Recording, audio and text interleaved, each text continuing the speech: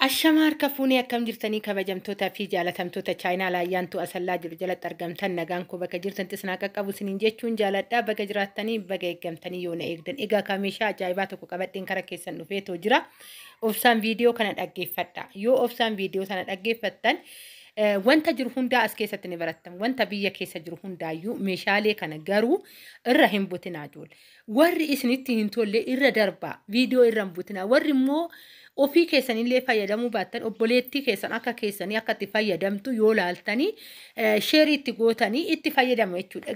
Baay'inaan ijoollee sheerii nutti godhamee reef nu dhaqqabe jedhutu iyyuu baay'ata ijaa ta'eef iyyuu jechuudha. Isiniin jechuun jaaladha. Gamanuma warri turtiin afaan gootan hedduu tokko galatoomaa isiniin jecha. Warroonni chaayinaa laayyaantoo sallatti faarawaa taatan immoo sabskraayibii godhummaatii keenya ta'a jechuun gamanumaan affeerraa kootidha. Egaa akka asirratti argaa jirtan kana maaliin meeshaan kun jechuu dandeessan erga laaltanii jalqabdanii jechuudha ajaa'ibsiifachuu dandeessan ayyaantu maal nuuf fiddeettanii akka argaa jirtan koofartii algaa libsii biddi libsii waan akkanaa kana har'a bitaan oole jechuudha.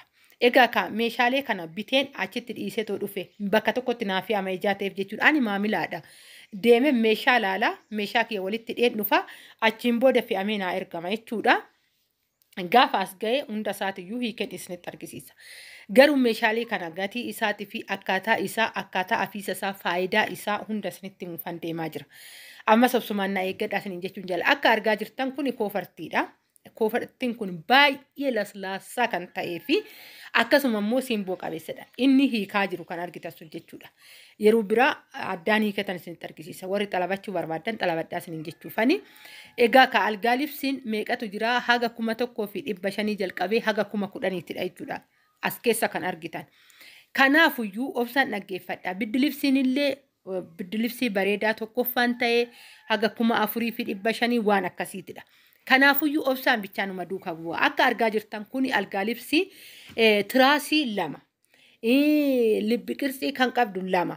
Hedduu keessa immoo akkanatti kan teechisan amma qaxxaamuraadha. Ani harkaan qabee tokko kan jiru san jechuudha. Isa qabatee, ansoolaa qabatee, algaa libsii qabatee walumaa galatti meeshaalee meeqadha? Tiraasiin 2dha. Kan libbi qirxii ishiin taphachiiftu jedhamtu sun 2dha. Meeqa? 4. Kan jidduu keessa qaxxaamure dheeraa kan ta'e sun immoo wajjiniin 5. Ansoolaa isaa wajjiniin 6 jechuudha. Waa 6 as keessa jira shaanxaa kana keessa isa kana keessa jechuudha. Filannoon kana qofaa miti. Karariin isaa yookaan halluun isaa kana qofaa miti. Kaffeetaaf filachuu dandeessa. Ni jira wanta kanaa kuni algaadhaaf bareeda jedheen kara keessan fide malee dirqama halluu kana filadhaa isin jechuu kootii fi biti halluun kuni aduu ta'eeti malee warri habilii mormaa beektan ta'e karaan isaa habilii mormaa fakkaata jechuudha. Ni bareeda. Yoon kana jedhu immoo dirqama kana bitaa jechuuf miti. Karariiwwan adda addaa halluuwwan adda addaa ni finna. Maaliif akka kan harkatti argaa sun macaawachaa jedhe sun kanaadha jechuudha. Algaa jidduu mataa keessan jidduu qaxxaamursiistanii teechistanii erga aftanii tiraasii erga gootaniin booda libbi qirxii tokko kanarraan tokko karasiin gootanii kaatanii achiin booda immoo jidduu keessa qaxxaamursiistanii algaa libsii immoo gadi buuttanii aftan jechuudha. Yeroo wayii afeesinitti argisiisuu nan danda'a yoo tolee jechuudha wanti hunduyyuu abshirisiniin jechuun jaaladha. Haala kam keessattuyyuu viidiyoo babbareedan ganaa fuulduratti kan isin dhufuun jira. Samoona viidiyoo kana isin sheer godhaa hiriyoota keessan biraan gaa wanta baay'ee ajaa'iba ta'e kanan haga ammaa irratti hojjedheen beekne wantoonni baay'een ni jiru. Isin biraan gaa isiniin jechuun jaaladha. Kunillee algaa libsiidha. Algaa libsiin kun baay'ee bareeda. Akka as keessatti argitan kanaa miti. Isinitti argisiisa jechuudha. Yeroo biraa afee algaarra afeen isinitti argisiisa. Algaa abbaa bitatee sanirraan jechuudha. Isin bichaan anuma duukaa bu'aa erguyyuu naqina. Gatiin isaa meeqa jechuu dandeessan? Algaa libsiin kun 1,500 isiniin jechuun jaaladha. Jira kan kana caccaala. Sun amma fakkeenyaaf 10,000dha.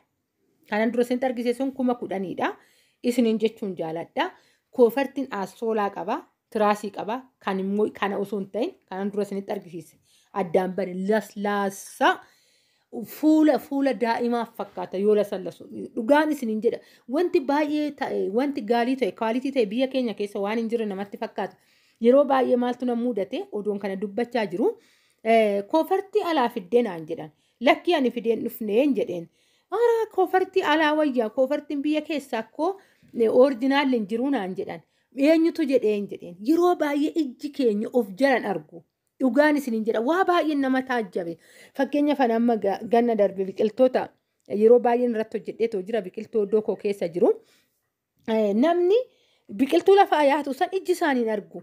Yoonani olii gadi xaxxaaru maal goota maalin inni kan lafa jiru ijji keenya fagoo laaluu malee dhiyoo laaluu hin danda'u isa dhugaan isiniin jedha jechuudha. Kanaafuyyuu namni yeroo baay'ee biyya keessa wanni xaamu hin jiru wanti orjinaalli hin jiru gaafa isiniin jedhu dhiisaa isiniin amanii naanama. Dhugaan isiniin jedha jechuudha. Inni kan biyya keessa taa'ee orjinaalli biyya keessa hin jiru kan isin jedhu inni maalitti jiraata?